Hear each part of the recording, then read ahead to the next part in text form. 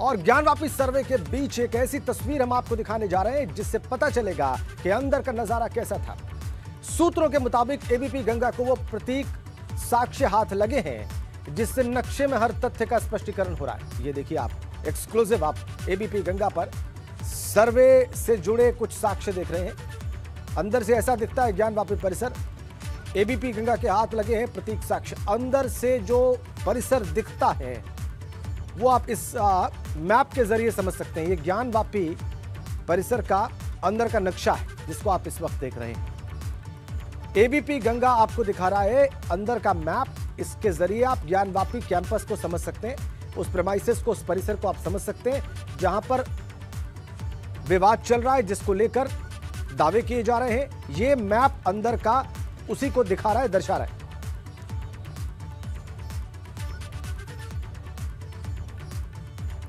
चलिए आपको सीधा वाराणसी लिए चलते हैं। मैप आपने देखा अंदर का। अब इसमें जो 3 गोले नुमा चीजें हैं वो क्या हैं, और इस मैप में जो अंदर का दिखाया जा रहा है, बताया जा रहा है, इसके अंदर और क्या प्रदर्शित किया जा रहा है, हमने आपकी स्क्रीन पर रख दिया है। हमारे संवाददाता नीतीश पांडे वाराणसी से हमारे साथ जुड़ गए हैं, और वाराणसी से जो तस्वीर नीतीश आपने भेजी है और हमारे दर्शक इस वक्त एक्सक्लूसिव देख पा रहे हैं, वो ज्ञानवापी परिसर के भीतर का मैप है। क्या है इसमें जो चीजें दिखाई जा रही हैं वो स्पष्ट करें। राजेंद्र जी, हमारे साथ इस पूरे मामले के अधिवक्ता विष्णु जैन जी मौजूद हैं। विष्णु जैन जी, ये जो मैप है, इस मैप को कैसे, इसकी अगर आप समझाएं तो कैसे? ये मस्जिद की वेस्टर्न साइड है। इस वेस्टर्न साइड ये मस्जिद है। ये नंदी जी हैं जो आज के मंदिर परिसर के अंदर हैं। इस नंदी जी के ठीक सामने 83 फीट की दूरी पे ये शिवलिंग मिला है जो इनके वजूद स्थान के बीचों बीच है, और ये करीब इसका 4 फीट डाया होगा और 2.5 फुट ये लंबा होगा, और इसका और नीचे तक जा रहा है। यहाँ से नीचे एक रास्ता जाता है, उसको भी अभी हमें जाके देखना है क्योंकि यहाँ दीवार से बंद है और वो इस कमीशन का स्कोप नहीं है, तो यहाँ नीचे भी अभी जाना है। पर ये हमें शिवलिंग मिला है और ये किसी भी तरह से कोई फाउंटेन या फुवारा नहीं हो सकता है। शिवलिंग और फाउंटेन के फुवारे के बीच में जो डिफरेंस है वो हमें पता है। ये 3 जो गोले और दिखाई दे रहे हैं, ये कौन? ये गुंबद है, जो सो कॉल्ड मस्जिद है। हम उसे मस्जिद नहीं मानते, पर उनका जो विवादित ढांचा है उसके गुंबद है। और ये अगर बात करें, ये हिंदू मंदिर का परिसर है जो आज का मौजूदा परिसर है, और ये बीच का कॉरिडोर है। ये जो नंदी की जो बात हो रही है कि मंदिर ठीक सामने के नंदी, ये नंदी है ना मंदिर परिसर के अंदर जो मस्जिद की तरफ देख रहे हैं, तो इन्हीं के ठीक सामने मस्जिद की तरफ ये नंदी मस्जिद की तरफ देख रहे हैं, और इसी के ठीक सामने ये शिवलिंग। कितनी दूरी पर? 83 फीट बताया तो मैंने। 83 फीट। अच्छा विष्णु जैन जी, ये तो नक्शे की बात हुई, अब आज की अगली प्रक्रिया। अब कोर्ट में एडवोकेट कमिश्नर साहब अभी आ रहे हैं, पता चलेगा कि वो अपनी रिपोर्ट सबमिट करेंगे कि टाइम लेंगे कि इंटरिम रिपोर्ट सबमिट करेंगे, और फिर जैसा भी होगा आपको बताएंगे। संभावना क्या है? चूंकि हमारी जो कोर्ट कमिश्नर अजय मिश्रा जी से बात हुई तो उनका ये कहना है कि वो तो तैयार है, लेकिन बाकी अन्य जो कोर्ट कमिश्नर हैं उनके साथ ये एडवोकेट कमिश्नर साहब ही बता सकते हैं। मैं तो खुद कोर्ट में जा रहा हूँ, जैसे आपको इन्फॉर्मेशन चाहिए मुझे भी वैसी इन्फॉर्मेशन चाहिए। अच्छा विष्णु जैन जी, कोई एक्सपर्ट उस दौरान मौजूद था जो शिवलिंग किस पत्थर का है और क्या स्थिति है उसको बता? एक्सपर्ट तो कोर्ट ने अपॉइंट ही नहीं किया था, मौजूद कैसे रह सकता है? अब तो कोर्ट के सामने सारे साक्ष्य हैं, कोर्ट आगे इसमें जो भी। रंग कौन सा था जो पत्थर? काले रंग का पत्थर। काले रंग का पत्थर जी। तो और अगर बात करें तो कुछ और भी साक्ष्य, अगर जैसा ये नक्शा बता रहा है, कुछ दरवाजे भी कहे जा रहे हैं। और साक्ष्य की बात नहीं है। जी जी, वो एडवोकेट कमिश्नर जब रिपोर्ट आ जाएगी तब मैं उसकी बात करूंगा। मैं इस साक्ष्य की बात इसलिए कर रहा हूँ कि हमने इसमें प्रोटेक्शन सीख किया था, और प्रोटेक्शन आने के बाद इसीलिए मैंने इसकी बात की, और अभी बाकी किसी साक्ष्य की मैं बात करूँ। कल का जो कोर्ट का आदेश है उस पर भी आपत्ति एक लगाई गई है, तो उस पर आप देखिए, कल एक इमरजेंसी सिचुएशन थी जहाँ पे हमें ये शिवलिंग जब 10 साढ़े 10 बजे मिला है, तो इसको प्रिजर्व और प्रोटेक्ट करने की ज़रूरत है। ऑर्डर 39 CPC में इसकी व्यवस्था है, और उसी चीज़ का हमने उपयोग किया है, और इसीलिए कोर्ट ने इसको एंटरटेन करके माननीय न्यायालय ने आदेश पारित किया। असदुद्दीन ओवैसी कह रहे हैं कि मस्जिद थी क़यामत तक रहे। देखिए, हमारा यही कहना है कि हमेशा मंदिर थी, मंदिर है और मंदिर रहेगी। किसी के कह देने से कि एक मंदिर परिसर मस्जिद हो जाएगा, वो कभी नहीं हो सकता है। हिंदू लॉ सुप्रीम है और हिंदू लॉ ही चलेगा। अगर हमारे धार्मिक ग्रंथों में, शास्त्रों में लिखा है कि कोई ज़मीन मस्जिद के लिए, मंदिर के लिए अगर डेडिकेट कर दी जाती है, तो वो समय के अंत तक मंदिर की रहती है, इष्ट देव की रहती है, भगवान की रहती है। राजा भी उसे नहीं ले सकता है, तो वही लॉ यहाँ पे प्रिवेल करेगा। कब से सुनवाई होनी है आज वाले मामले की? अब आप अगर इजाज़त देंगे तो जाएंगे तो सुनवाई। सर हमारी इजाज़त क्या, आप अधिवक्ता हैं और आप कोर्ट की इजाज़त लेंगे, लेकिन बार- हम फिर भी समय जानना एक चाहेंगे। बार ये नीतीश 12 नीतीश, बजे ये से जरूर जान ले, वहीं जा रहे हैं। नीतीश एक बार जरूर जान ले जाते जाते कि ये मैप किसने डिजाइन किया है। इन जनरल ये अंदर का जो नक्शा हम दिखा रहे हैं, ये किसने डिजाइन किया है? राजेंद्र जी मैं आपको बता दूं कि ये जो मैप है वो अधिवक्ता द्वारा जो स्थितियां अंदर की दिखाई दी हैं उस आधार पे अपने नज़रों के आधार पर ये बनाया गया मैप है, और यही उस मैप का डिज़ाइन है कि अंदर क्या क्या देखा गया है। और जो विष्णु जैन जी थे वो शब्दतः उस मैप को बता रहे थे कि ये मैप अंदर की जो चीज़ें हैं उनको बयां कर रहा है। एक एक चीज़ इन्होंने क्या क्या देखी है इन्होंने उसको बताया है। अगर जो नीतीश 3 गुंबद नीतीश है जो नीतीश वर्तमान अगर आपके सामने वो मैप है तो आप उसे हाथ में ले लें और कैमरे को इस तरह से रखें कि वो हमारे दर्शक देख पाएं और आप डिफाइन कर पाएं कि इसमें अभी वकील साहब विष्णु जैन क्या कहां बता रहे थे।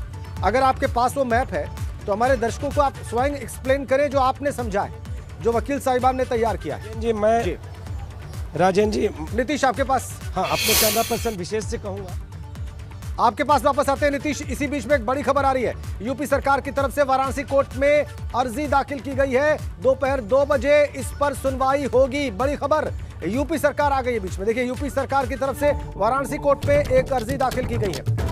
दोपहर 2 बजे इस पर सुनवाई होगी। सिविल जज सीनियर डिवीजन के यहां पर यह अर्जी दाखिल की गई है और इसमें कहा गया है कि वजू खाना सील किए जाने से नमाजी न तो वजू कर सकेंगे न ही शौचालय जा सकेंगे, इसलिए कोई कोर्ट कमिश्नर नियुक्त कर उनसे आख्या ली जाए और उस आधार पर कोई वैकल्पिक व्यवस्था किए जाने के आदेश दिए जाएं। सरकार की तरफ से दलील यह भी दी गई है कि कानून व्यवस्था बनाए रखने के लिए भी यह जरूरी है। बड़ी खबर, ये इसके बड़े मायने, ये बड़ी खबर।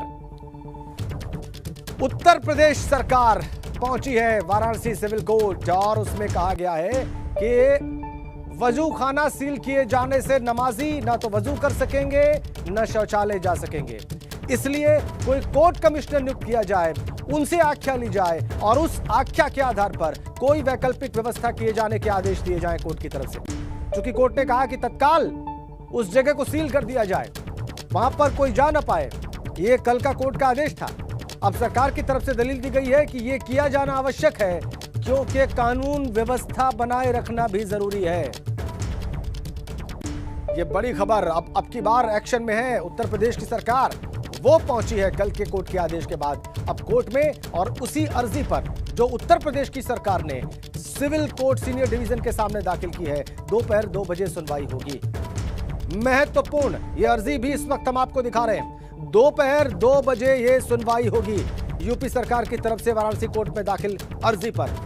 क्या अर्जी है एक बार फिर से आपको बता देते हैं। कोर्ट से यह कहा गया है सरकार के द्वारा कि जो आपने सील करने के लिए कहा है, अगर वजू खाना सील किया गया तो नमाजी ना तो वजू कर सकेंगे न शौचालय जा सकेंगे, इसलिए कोई कोर्ट कमिश्नर नियुक्त किया जाए, उनसे आख्या ली जाए, उनसे रिपोर्ट ली जाए और उस आधार पर कोई वैकल्पिक व्यवस्था किए जाने के आदेश दिए जाए। यह कोर्ट से मांग की गई है सरकार के द्वारा और दलील ये दी गई है इस मांग के पीछे कि कानून व्यवस्था बनाए रखना आवश्यक है।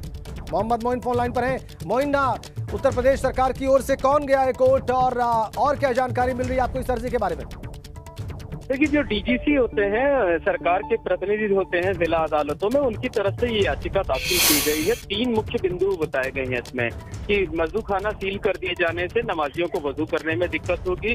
दूसरा, जो शौचालय का रास्ता है वो वजू खाने से होकर ही जाता है। और तीसरी सबसे बड़ी बात की जो तालाब सील किया गया उसमें बड़ी संख्या में मछलियां थी, तो उनके जीवन पर संकट पैदा हो सकता है। तो कहा गया है कि या तो इस आदेश में कोई संशोधन करे, कुछ ऐसी व्यवस्था करा दे ताकि ये तीनों समस्याओं का समाधान हो जाए, और नहीं तो अगर कोर्ट चाहे तो एक कोई कोर्ट कमिश्नर नियुक्त करके उससे सर्वे करा सकता है स्पॉट का और ये आख्या ले सकता है कि आखिर किस तरीके की दिक्कतें हैं और क्या विकल्प हो सकता है। मतलब एक लाइन की अगर हम बात करें तो अदालत से यही गुहार लगाई गई है, ठीक है कि जो आदेश जारी किया गया है वो ठीक है, अपनी जगह है, लेकिन इससे नमाजियों को और खासकर मछलियों का जो जीवन है उसको कोई खतरा ना पैदा हो, इस मामले में दखल दिया जाए। तो सिविल जज सीनियर डिवीजन की कोर्ट में ये एप्लीकेशन दाखिल की जा चुकी है और दोपहर 2 बजे का वक्त तय किया गया है। दोपहर 2 बजे से इस मामले पर सुनवाई होगी।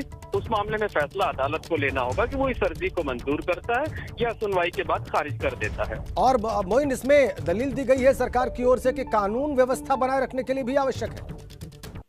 देखिए, ये ओरल तौर पर कहा गया है कि चूंकि इस मामले से अगर कुछ ऐसा होता है कि किसी की धार्मिक आस्था को ठेस पहुंचती है तो उससे कानून व्यवस्था के लिए भी खतरा पैदा हो सकता है। इस तरीके की बात जब ये अर्जी दाखिल की जा रही थी तब डीजीसी की तरफ से कही गई थी कोर्ट में।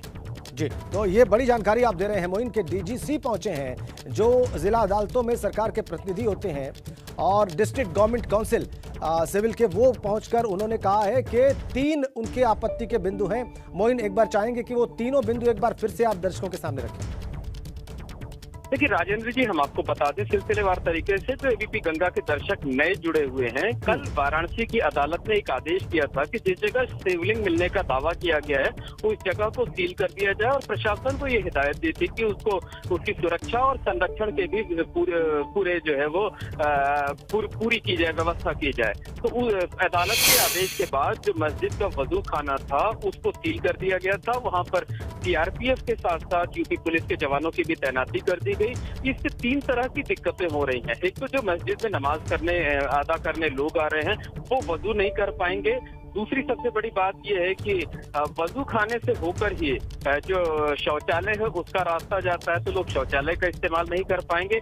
और तीसरी सबसे बड़ी बात यह है कि जो हौज को या तालाब को सील किया गया उसमें बड़ी संख्या में, दर्जनों की संख्या में बड़ी बड़ी मछलियां थी, तो उनके जीवन को खतरा पैदा हो सकता है क्योंकि वजू खाने को पूरी तरह से सील कर दिया गया है और जो उसकी चाबी है वो रेवेन्यू डिपार्टमेंट में जमा कर दी गई है। तो इसी को आधार बनाकर यूपी सरकार की तरफ से अर्जी दाखिल की गई और कहा गया कि कुछ ऐसी व्यवस्था कर दिया जाए, कोई अल्टरनेट अरेंजमेंट कर दिए जाए ताकि ये 3 व्यवधान ना पैदा होने पाए। अब वो कौन सी व्यवस्था हो सकती है, कोर्ट सीधे तौर पर आदेश कर सकती है या एक सुझाव ये भी दिया गया है कि कोर्ट चाहे तो किसी कोर्ट कमिश्नर की नियुक्ति करके उससे मौके मुआयना करा करके उसकी आख्या ले सकती है और उसका जो रिकमेंडेशन हो उसको मान सकती है।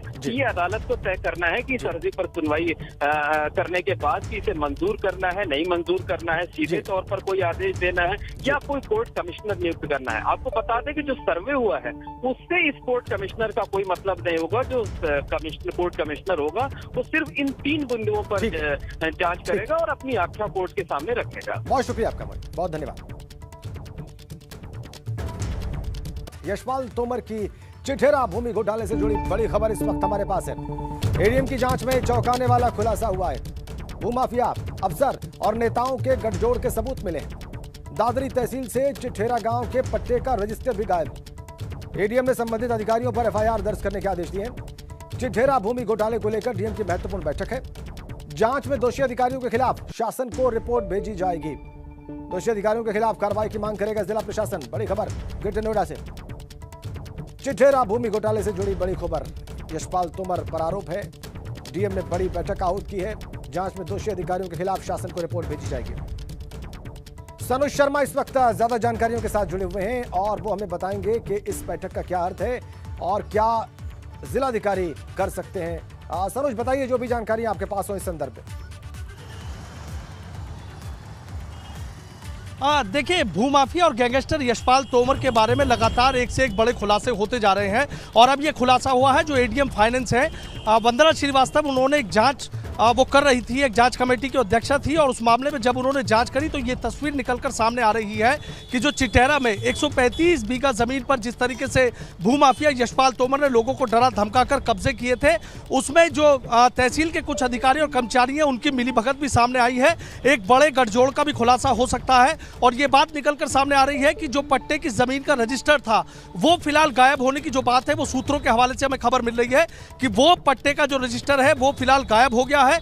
किस लोगों ने वो रजिस्टर गायब किया, क्यों रजिस्टर गायब किया, उसके पीछे की असली वजह क्या है, इस बारे में जो जानकारी है वो जुटाई जा रही है। एडीएम ने अपनी जो पूरी रिपोर्ट है वो ग्रेटर नोएडा के जो डीएम है उनको सौंप दी है और इस मामले में डीएम जल्दी एक बड़ा एक्शन ले सकते हैं। यानी साफ हो गया है कि जिस तरीके से एबीपी गंगा ने जिस दिन ग्रेटर नोएडा में यशपाल तोमर की अवैध रूप से कब्जाई गई 135 बीघा जमीन को जब मेरठ पुलिस कुर्क कर रही थी, जब एबीपी गंगा ने इस बात का खुलासा किया था कि कुछ अधिकारियों का तहसील के और राजस्व विभाग की टीम के अधिकारियों का एक ऐसा गठजोड़ है जो यशपाल तोमर को कहीं ना कहीं पूरी तरीके से सपोर्ट करता है। और वो बात सच निकलकर सामने आई है कि जो एडीएम ने अपनी जांच रिपोर्ट जो सौंपी है डीएम को, उसमें कई तमाम बड़े खुलासे हुए हैं। जल्दी हम कई और ऐसे बड़े खुलासे भी करेंगे जिनके बारे में पूरी तस्वीर साफ हो जाएगी। लेकिन इतना साफ हो गया है कि जो यशपाल तोमर है फिलहाल हरिद्वार की रोशनाबाद जेल में बंद है। इसका कई राज्यों में एक बड़ा जो सिंडिकेट है वो काम करता है, कई अधिकारियों से इसकी साठगांठ है। वो कौन कौन से अधिकारी हैं योगी राज पर, उनमें कहीं ना कहीं जो गाज गिरना तय है।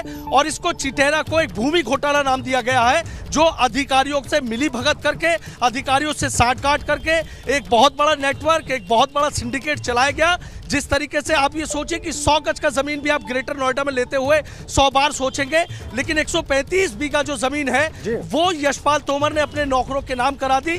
कई ऐसे लोग हैं कि जिनको डरा धमकाकर, कई लोग ऐसे हैं कि जिनके पट्टे किसी और के नाम थे, लेकिन जब वो नाम किसी और दूसरे से मेल खाते रहे तो उसमें भी एक बड़ा भूमि घोटाला इसमें कहीं ना कहीं किया गया है। और ये जो एडीएम ने रिपोर्ट सौंपी है, इसके बाद कहीं ना कहीं जो इसकी गूंज है वो लखनऊ तक सुनाई दे रही है। डीएम जल्दी इस मामले में कोई बड़ा खुलासा नहीं कर सकते। कितने अफसर इस जद में आ सकते हैं, कितने अफसर दोषी हो सकते हैं, कौन कौन से दोषी हो सकते हैं, एफआईआर किन धाराओं में दर्ज की जाएगी, इस बाबत भी जानकारी दें।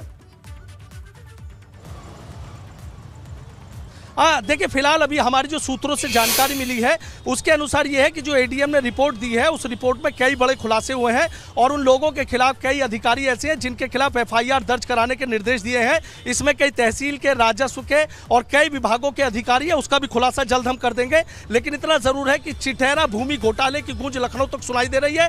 योगी राज में कई जो भ्रष्ट अफसर हैं जिन्होंने सिंडिकेट बनाया, यशपाल तोमर को लाभ पहुंचाया, गरीब लोगों के पट्टों को अवैध रूप से यशपाल तोमर और उसके नौकरों के नाम कराया, उन पर गाज गिरना तय है। और ये खाली 135 बीघे जमीन की बात नहीं है, कई और ऐसी जमीनों का भी जो खुलासा है वो जांच रिपोर्ट में निकलकर सामने आ रहा है, जिसमें भी कई बड़े एक्शन देखने को मिल सकते हैं। अधिकारियों ने नियम, कायदे, कानूनों को ताक पर रखा। सूत्रों से हमें एक जानकारी और मिली है कि कुछ जमीन ऐसी है कि जो अधिकारियों के रिश्तेदारों ने यशपाल तोमर से खरीदी है। आप ये सोचिए कि यशपाल तोमर जो उधर की तरफ जो अधिकारी तैनात हैं, उनके रिश्तेदारों को आखिर यशपाल तोमर क्यों जमीन बेच देता, अपने आप में एक बड़ा सवाल है।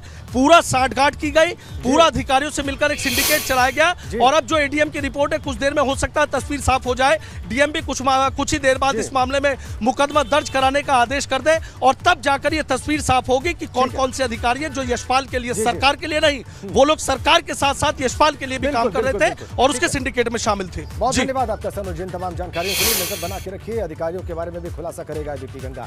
लेकिन इस वक्त एक बड़ी खबर दिल्ली से हमारे पास है। आजम खां की याचिका पर सुप्रीम कोर्ट में सुनवाई जारी है। आजम आदतन अपराधी और भूमाफिया है, यूपी सरकार ने कहा है। ये देखिए, ये बड़ी खबर। यूपी सरकार ने अपना जवाब दाखिल किया है सुप्रीम कोर्ट में। क्या कहा है?